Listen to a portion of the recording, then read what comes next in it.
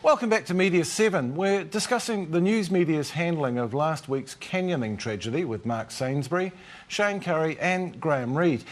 If, before we move on, we could pick up on another point about the openness. It did seem to have quite an impact in that, from what we can gather from the school, the only media who stepped over the line and didn't play by what were pretty generous rules were the women's magazines. Yeah, quite possibly. I mean, it's so competitive, the women's magazine industry, but with the school being so open and the families being so open, they kind of wiped out the women's magazines competing against one another. There's nothing left for the women's magazines to chase. And so that's a good lesson to be learned for not just the journalists, but New Zealand as a whole. I think it's got to the point now where, we got to the point where big money was playing a factor in many exclusives for the women's magazines. It was hard for the daily newspapers, Sunday newspapers and TV to compete against. If we look at the main news bulletins, I think, took a relatively similar approach the night after the news broke. But your show and Campbell Live, Mark, actually went quite different ways. John had driven to the scene, he filmed an impressionistic but quite effective report, I thought. You were much more hard-nosed. Maybe we can have a look at that now and discuss it afterwards. Accidents don't just happen. It is a tragedy which defies belief. 6 Year 12 students and 1 teacher lost their lives.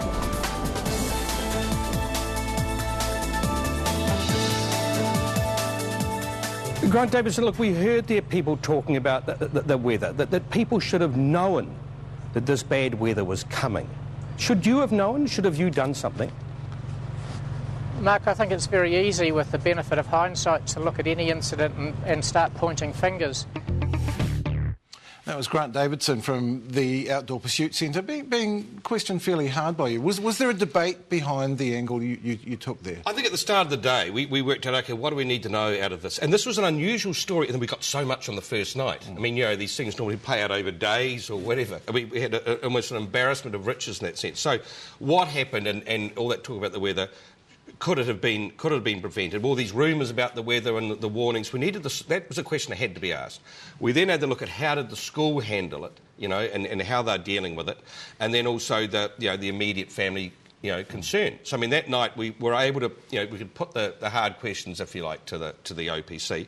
We had the parent of the teacher was on. We had the principal who was just fantastic, Plus we could talk to all the, everything was there. And so that the wish list we had at the start of the day, by the evening, we're having to cull stuff because you just simply could not fit it in. And yet no one went near, and I presume you guys didn't either, went near Jodie Sullivan, the instructor. Was she agreed to be off limits? Oh, no. I think media were chasing Jodie. I mean, we spoke to her parents, We were obviously hoping for an interview with her, as any media organisation would want. And as I say, that's still an angle that I think media are pursuing and should be pursuing. And we were chasing that angle in Turangi as well. But, I mean, as I said, it was offset by the fact that there was so much available. If your only story around that day was her, everyone would have been, you would have, what would you do? But the fact was there was other elements. But she is still a story. And she attended the funerals, obviously. We tried to make an approach to her, and she had a minder around her, and we quite rightly respected her wishes not to be interviewed at this time. Even though, I've said you were fairly hard-nosed, Graham, I'm not sure whether this struck you as well, but if you listen to Talkback Radio, there were people calling for Grant Davidson's head. And I get the impression that the news media pulled back from the blame game. I can honestly say I don't listen to Talkback Radio, so I have no idea what was going on in that mad circus. But, I don't like the sort of adversarial nature of a lot of our media culture anyway. I think you can elicit information from people in other ways. But I have to say, no, I don't think that what you were doing, Mark, was adversarial. I don't think you were trying to apportion blame. I think that people quite naturally want to know reasons. This is an extraordinary event. And so to go down a line of questioning like that seemed to me perfectly valid. And although it might have looked a bit tough given the current, the climate in which it was undertaken, I think that they were pretty valid questions to be asking at that point. This wasn't just a story that unfolded over days. It was a story in several different locations and effectively a story of quite some scale. And I think because of the scale of the story, a great many journalists were involved. Some did better than others. New Zealand Herald reporters secured important interviews that kept the story on that paper's front page for days. And a relatively young reporter, Abby Scott, for Breakfast, handled a tricky live cross early on the first day quite convincingly. A group of 12 of them were decked out in wetsuits and life jackets and were in the river completing a team-building exercise, in the stream, completing a team-building exercise when they were swept away by strong currents. Now, for those of you who don't know this area well, the Mangatapopo stream is normally just that. It is a stream that meanders along at about knee height. However, heavy rainfall in the region has made it much more than a stream. It's completely flooded out and has been a fast-moving mass of water that caused these 7 people to be swept away. I get the impression that's a story that young woman is going to remember doing for quite some time. It's one of those rites of passage sort of things. You're there, you're on live TV. This is actually a really serious, deep story. One of the things I notice about a lot of our coverage on television is a degree of breathlessness about it, and almost a hyperactivity. And I just thought this story was covered very well because I didn't get the sense that was happening quite so often.